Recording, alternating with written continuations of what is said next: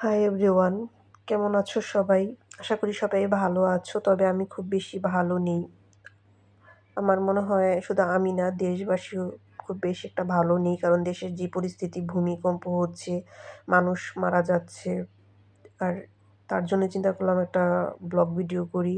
তো এই ভিডিওতে তোমরা দেখতে পারবে কিভাবে ভূমিকম্প থেকে রক্ষার জন্য করণীয় দেশের অবস্থা এবং ভূমিকম্প থেকে বাঁচার দোয়া আমি দিয়ে দিয়েছি। তোমরা চাইলে ৫ ওয়াক্ত নামাজের পাশাপাশি এগুলো পড়তে পারো।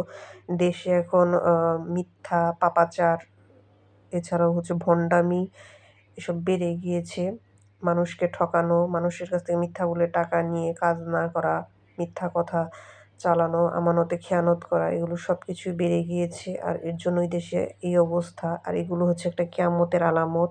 এর জন্য এসব খারাপ কাজ থেকে আমাদের বিরত থাকা উচিত। মিথ্যা কথা বলা, মানুষকে ঠকানো, টাকা নিয়ে সেই কাজ না করা। এর জন্য আমাদের উচিত এসব ছেড়ে ৫ ওয়াক্ত নামাজ পড়া। এবং তোমরা চাইলে এই ভূমিকম্প থেকে বাঁচার দোয়াটা পড়তে পারো। আর কিছু তথ্যও দিয়ে দিচ্ছি আমার ভিডিওতে, তোমরা দেখতেই পারছো দেশের বর্তমান অবস্থা সম্পর্কে ভূমিকম্পের। তো এখন আতঙ্ক থাকলেও কিছু করার নেই, কারণ এগুলো সবই পাপের ফসল। সকলের পাপের ফসলই আজকে এই অবস্থা। যদি আমরা ৫ ওয়াক্ত নামাজ পড়তাম, আল্লাহকে নারাজ না করতাম, আল্লাহ আমাদের উপরে খুব অসন্তুষ্ট, তাহলে আর এরকম হতো না।